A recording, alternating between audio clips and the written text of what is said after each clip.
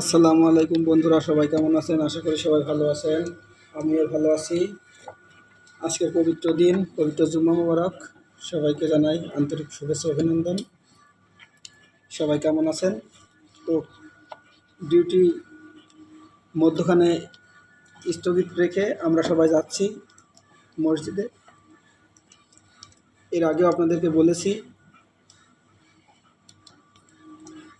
যে আমরা নামাজে সবসময় 1 ঘন্টা আগে যাই। এই দেখতে পাচ্ছেন এই 3 জন, আমরা গড়ে এখানে 5 জন আছি।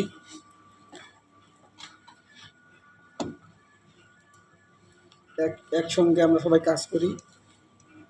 যদিও এর ভিতরে 3 জন আছে গ্রাফিক্স ডিজাইনার, আমরা 2 জন বাংলাদেশি ভাই আছি। আমরা করি ফিনিশিংয়ের কাজ। তো ভাইরা অনেক ভালো। মালয়েশিয়ায় ভাইকে আবাং বলে।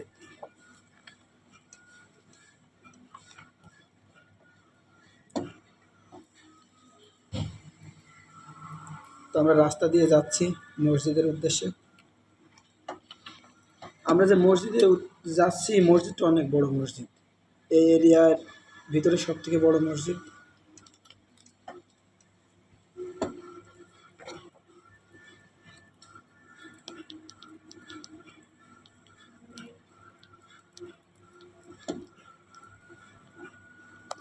তো আমরা এখন চলতে আছি, গাড়ি চলতে আছে।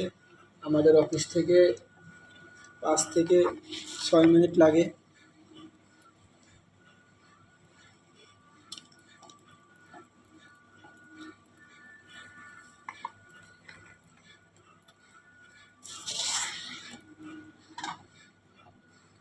তো ট্রাফিক জ্যাম আছে, তো ট্রাফিক আছে, ট্রাফিকের জন্য একটু দেরি হচ্ছে।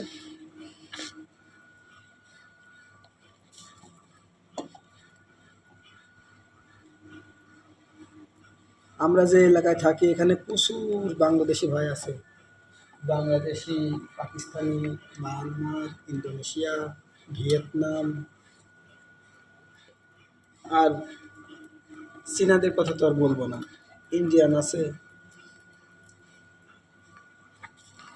সবাই একসাথে থাকে বলে মালয়েশিয়াকে বলা হয় ছাতু মালয়েশিয়া। এখানে ইন্ডিয়ান, চীনা, মালায়ু সবাই একসাথে থাকে। তো আমরা প্রায় চলে আসছি মসজিদে।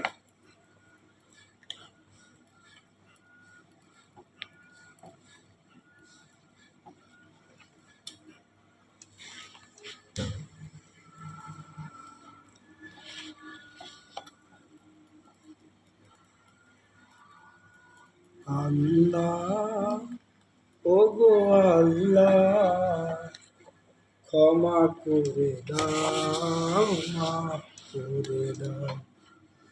যতদিনে জীবন বিনা বাঁচিবে, সুপথে চলাও, মাফ করে দাও।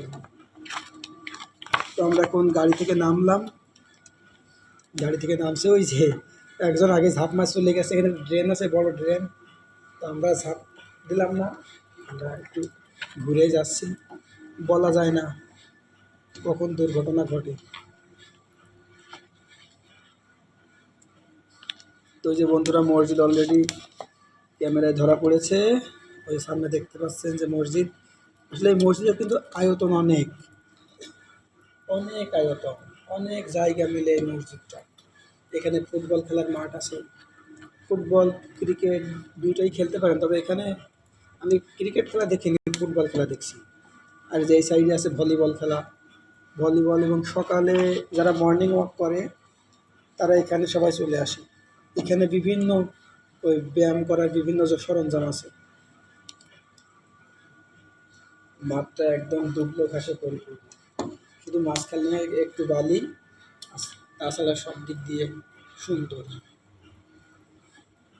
খুব সুন্দর একটা জায়গা।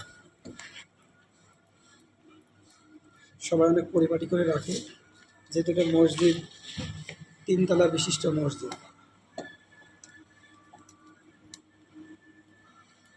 প্রচুর মানুষ হয়, মানুষে মানুষে একদম সয়লা।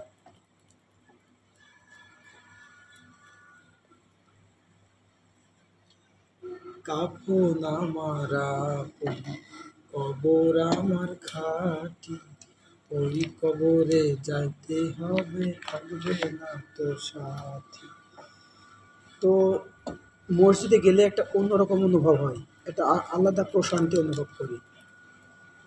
যে প্রশান্তিটা আছে যা অন্য জায়গায় থাকে না, মসজিদের ভিতরে বসলে আলাদা একটা প্রশান্তি আসে। 3.5 হাত মাটির ঘর, কারো আপন কারো পর, কারো আবার ফুলেরই বাগান, কারো বা হবে জাহান্নাম।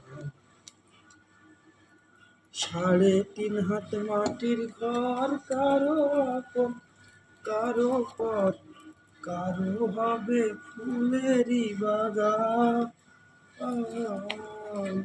কারো বা হবে জাহান্নাম। এই যে এটা দেখতে পাচ্ছেন, এটা কিন্তু চীনাদের এখানে এই যে ধূপ ধুনে দেয়, এখানে ওরা পূজা করে। ছোট্ট একটা জায়গা, এই যেখানে সেখানে থাকে, সব জায়গায় থাকে। আর মসজিদ, ইসলাম ইজ ওয়ান, অনলি ওয়ান। মসজিদ তো মসজিদ, ইসলাম, ইসলামের কি আর বলবো, কোনো ই নেই।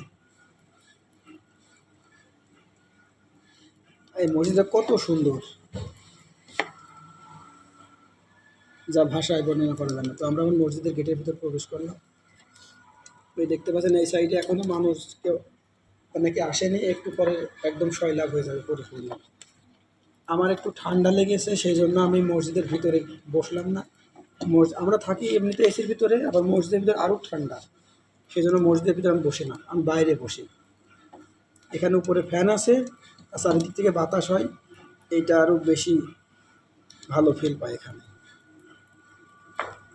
তো এখানে আমাদের বাংলাদেশি ভাই অনেক আছে, সবাই অনেক বন্ধুসুলভ, সবাই অনেক বন্ধুসুলভ, বাইরে অনেক ভালো।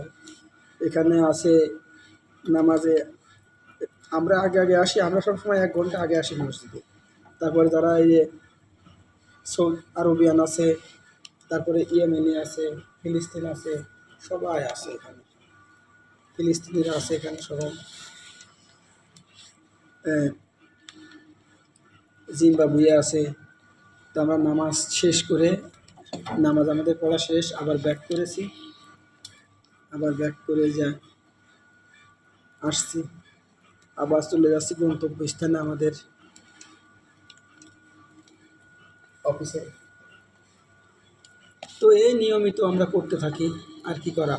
প্রবাস জীবন, প্রবাস জীবন যে কত কষ্টকর, আল্লাহ পাক ছাড়া কেউ জানে না। আল্লাহ পাক জানে, আর যে প্রবাসী সে জানে কত কষ্টের জীবন। ওই প্রবাস নামে জেলখানায় আমরা বন্দী আছি। এখানে একমাত্র আল্লাহ পাকের রহমত ছাড়া আমাদের আর কিচ্ছু করার নেই, শুধু আল্লাহ পাকের রহমত। ওই রহমতটা না থাকলে আমরা শেষ। আল্লাহ পাকের রহমত ছাড়া কিচ্ছু হবে না।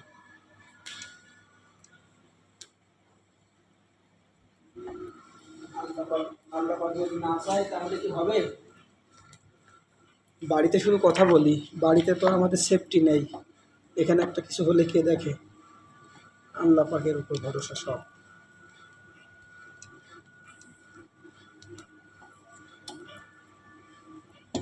আল্লাহ, ও গো আল্লাহ, ক্ষমা